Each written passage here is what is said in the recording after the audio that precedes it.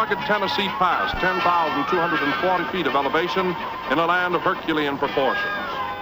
Down a granite vertebra of the backbone of the North American continent into color-splashed canyons mottled with spruce and pine, evergreen sponges that retard the rush of water from eternal snows.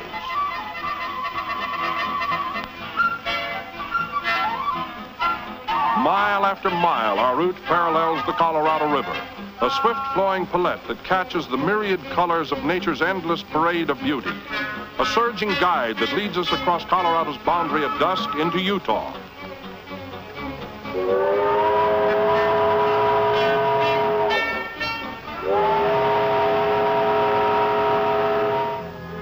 Now a mysterious land of empurpled distances, shadow-tinted by a retreating sun. Rhythmic wheels symphonize the lullaby of flanges and rails, desert night and sky spangles, past small way stations, on to a dawn destination, Arches National Monument, which is reached from a tiny desert outpost, Thompson, Utah.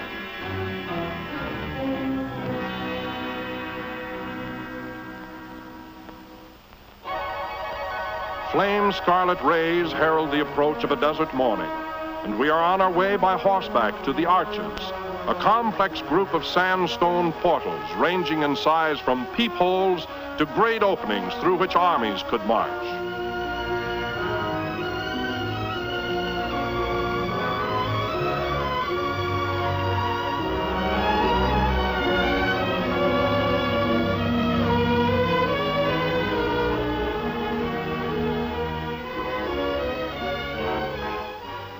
Everywhere they exhibit a wizardry of sculpture, great bowls of sandstone, perfectly engineered.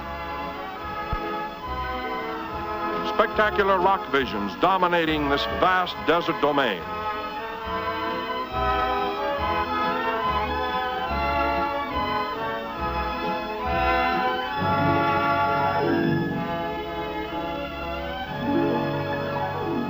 Giant openings are natural windows through which we view an enchanted land. Red rocks and sagebrush reaching out to the mighty snow-capped La Salle Mountains. Like a fantastic scene from the Arabian Nights, we succumb to the spell of a desert witchery and are enthralled by an unbelievable processional, a parade of elephants, mighty stone pachyderms, as if waiting the appearance of a bejeweled potentate. This is a world of magic windows, grotesque grandeur created by wind and erosion. The desert possesses an impelling force. Miles of pale yellow sand lift themselves to meet a sky band of faraway cliffs. An indescribable vastness softened now by the waning purple and molten silver shadows of a departing day. Aboard the Scenic Limited again through ebony darkness into Utah's great Carbon County coal region. Bound for Castle Gate, imposing entrance to the Wasatch Plateau.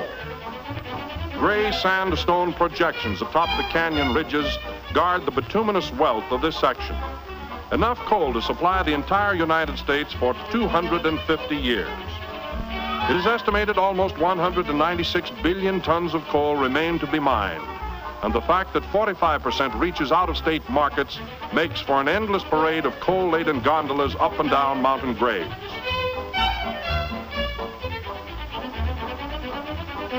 The coal resources of Utah are enormous, with 1/5 of the state underlaid with this valuable combustible mineral.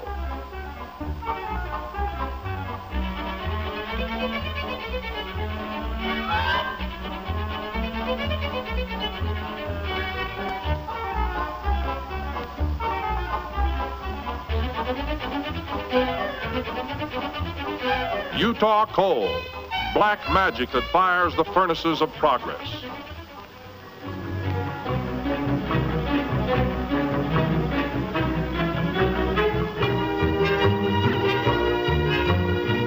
Lunch, a pleasant interlude, tasty dishes spiced with fleeting scenes. Up to Soldier Summit, over 7,000 feet high, the crest of the Wasatch Plateau. Here the railroad reaches its highest Utah elevation, and what was once the scene of Indian warfare is now a busy mountain crossroad. Passengers and commerce moving east and west over a modern double-track system, a quartet of steel arteries reaching into infinity.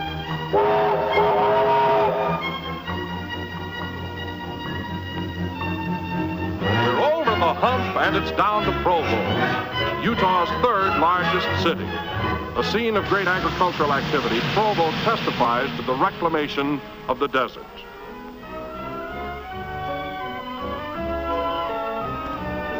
A bronze plaque commemorates the historic trek of Father Escalante, priest and pathfinder, who entered this region in 1776. Failing in his effort to find a shorter route between the missions at Santa Fe and Monterey, Escalante was nonetheless overawed by the commanding picture of Mount Timpanogos, which the Indians called the Sleeping Princess.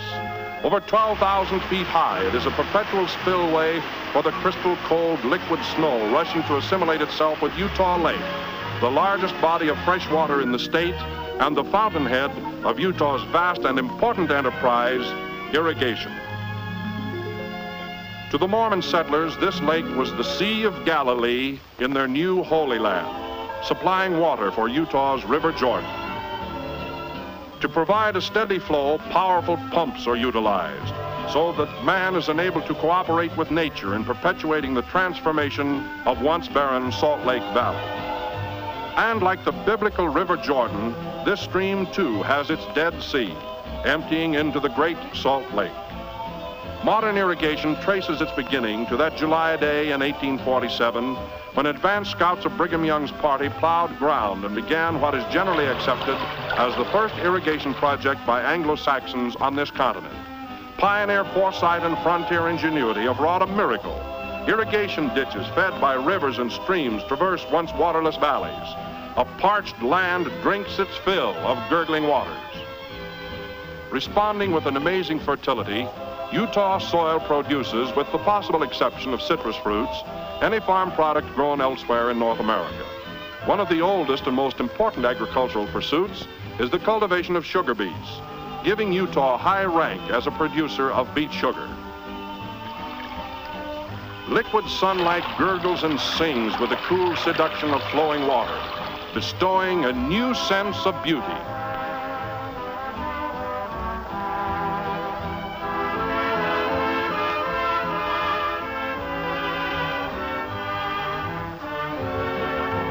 Flowery aisles of cherry blossoms are dreamy avenues of fragrance, spreading out in broad, open meadows of color.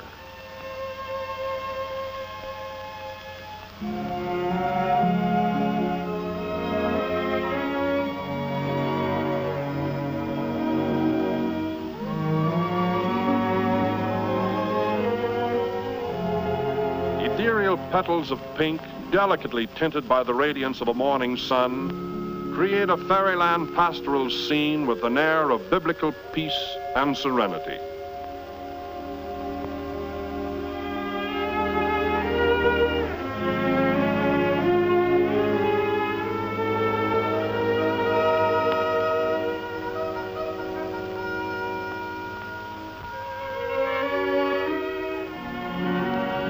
These are the children of earth and water, decking themselves in petal splendor, saluting the birth of a desert empire.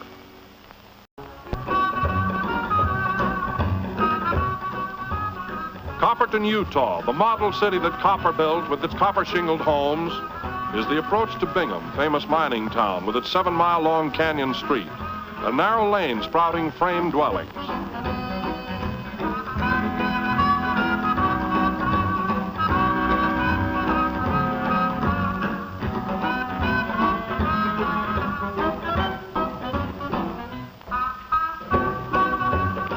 Located 25 miles southwest from modern Salt Lake City, Bingham still utilizes a 1-horsepower mail delivery system, with the result that mail is picked up and delivered in real old Western style.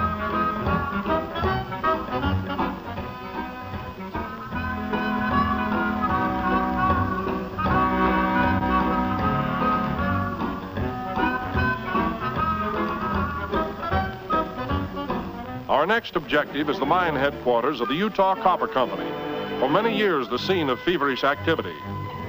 Small cable-hauled trams provide an inclined ascent for several hundred feet, permitting us unrestricted vision of this little town.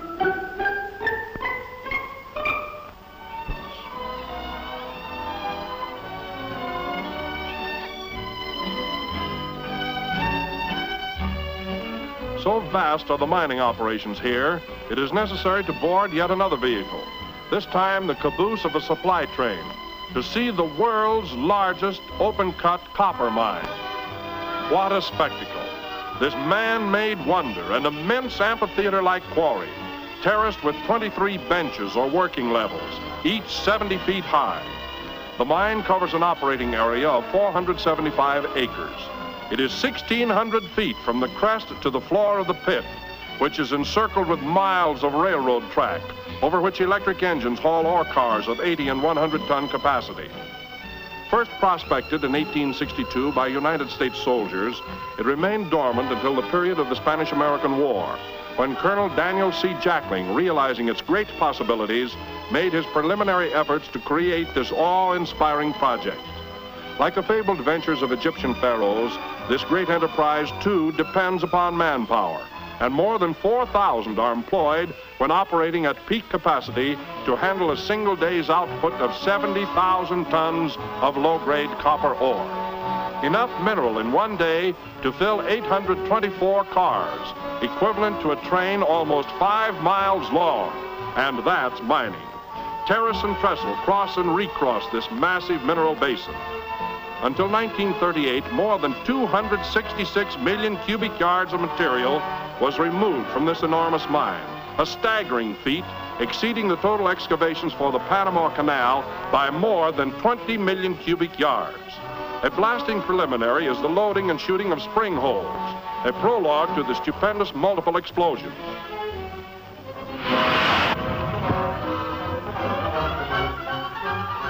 Mechanical molds, electric churn drills burrow into the earth, a chain of holes each approximately 23 feet in depth.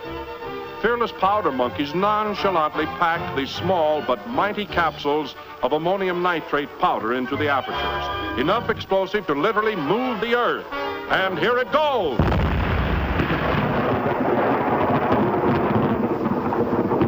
What an explosion! Thunder over Utah! 125,000 tons of mineral dust, a veritable smoky curtain of copper. This man-made earthquake is the signal that sends empty ore cars on their way to load up, and it becomes necessary to lay whole sections of new track in order to reach the debris. 29 electric shovels stab the earth, giant steel dippers scooping 6 to 7 tons of rock at a time, completely filling an ore car in the record time of 5 minutes.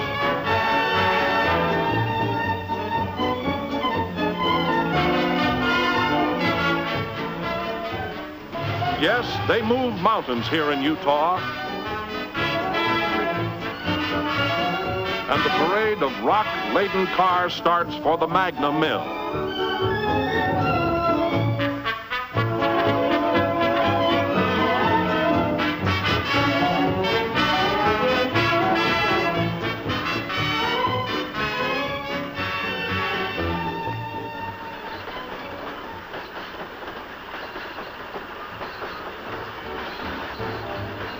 Part of the blasted material is capping or waste, but this too is utilized, being dumped so that water may flow through it, and in this manner capture certain chemical qualities with the power to transform tin can shavings into almost pure copper precipitate.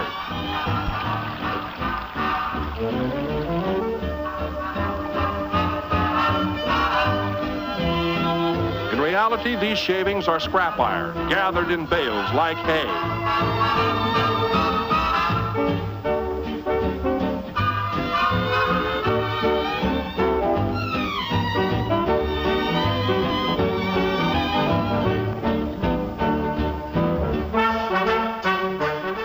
Pitched into a lengthy trough.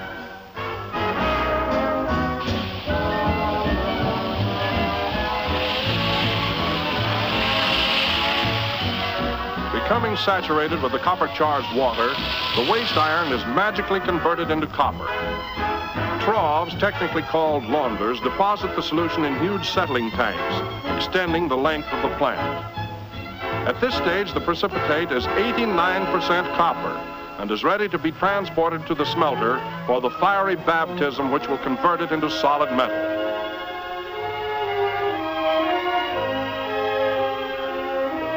We leave the precipitate and follow the ore to Magna Mill, where we witness an amazing operation.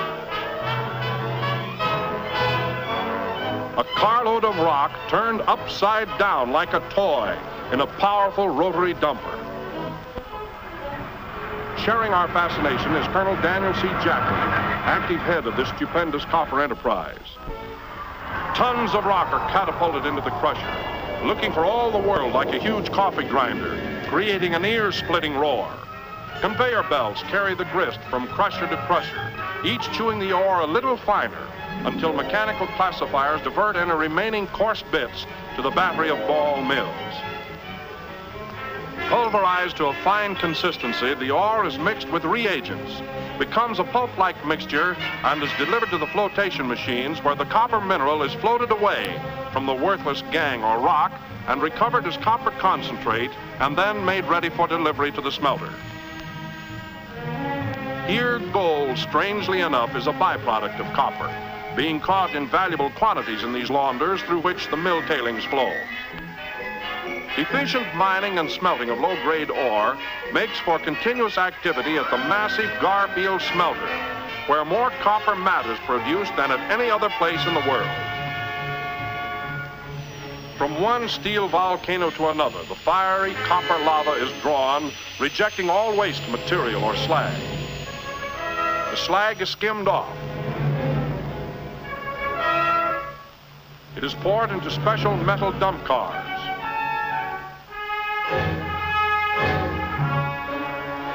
Then it is rushed to the slag pile, where it cascades down the side of an ever-increasing mountain of waste.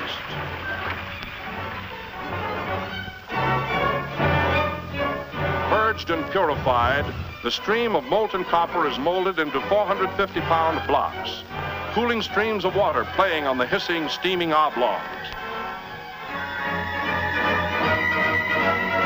And thus, copper is born to serve mankind. Slender strands, metal arteries loaded